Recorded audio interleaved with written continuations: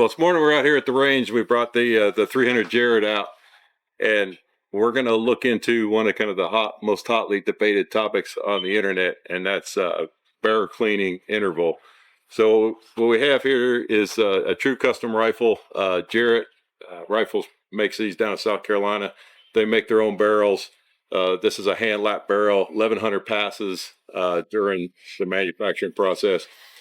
And what we saw over the span of several months was a speed up in our muzzle velocities.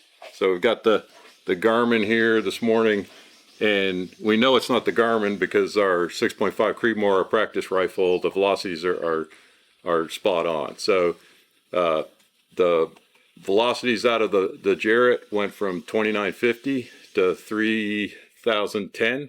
So we sped up 60 feet per second. And so what we did last night was we checked everything.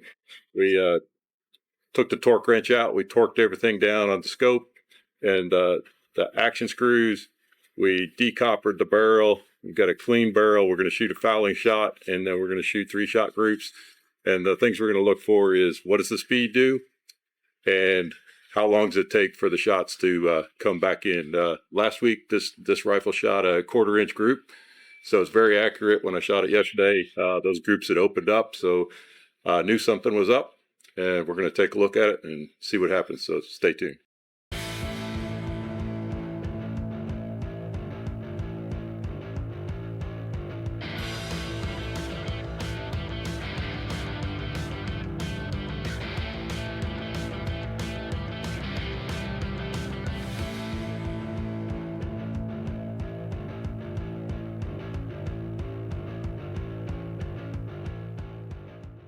Well, the first 3-shot group ended up being a 5-shot group, is 2 fouling shots, and then the last 3 went in the same hole. So we've got the accuracy back, but the speed is still 3,010 feet a second.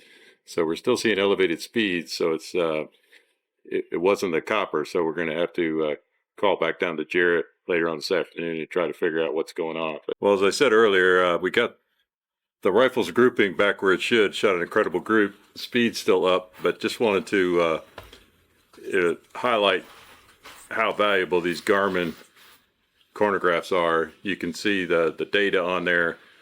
She's right around 309 feet a second. That's pretty consistent with what we saw yesterday. But there's no reason why, if you have one of these, you don't bring it out every time you shoot. Check your speeds. Like I said, the speeds are creeping up on me, and had I not been shooting the Garmin with us every time, wouldn't have really noticed it. So, again, if you have one of these, don't just bring it out when you're checking a new load. Bring it out every time, set it up, check your speeds. It's key to, precision long-range shooting is knowing what your speed is, and don't assume that they're always going to be the same box to box if you shoot factory ammo, or that they're going to be the same even if you shoot reload ammo, as I saw. So incredibly, good tool to have.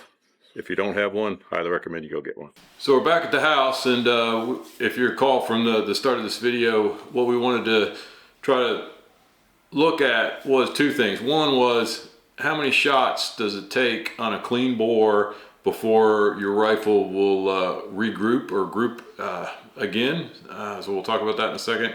And then secondly was, we saw the increase in speed. So on the way back to the house, I called Scott down at Jarrett Rifles, and we talked through it.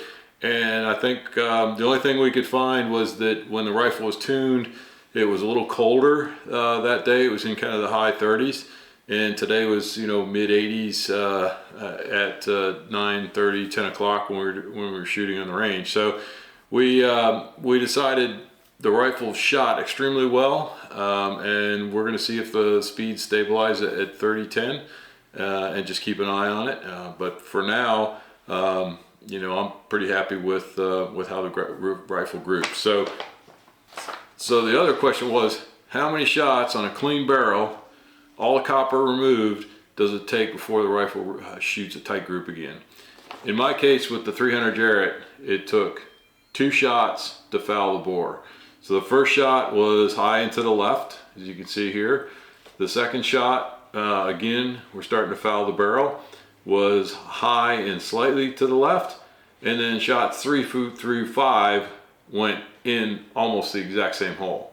So we shot a 0.159 inch group, and the spread on the speed was 2.7 feet per second. So really tight group, shot group, and the speed was very consistent at about 308 feet per second. So extremely happy with how the rifle is shooting.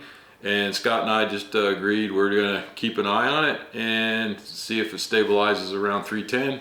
And if it does, then it just either was change in temperature, or over the first 100 or so rounds through the barrel, we saw a slight increase in speed, but no evidence of overpressure at all, and the rifle shooting incredibly well. So I think we're going to be good to go. So hope that helped. If you found this helpful, give us a like, subscribe to the channel, and we'll continue to bring videos like this to you.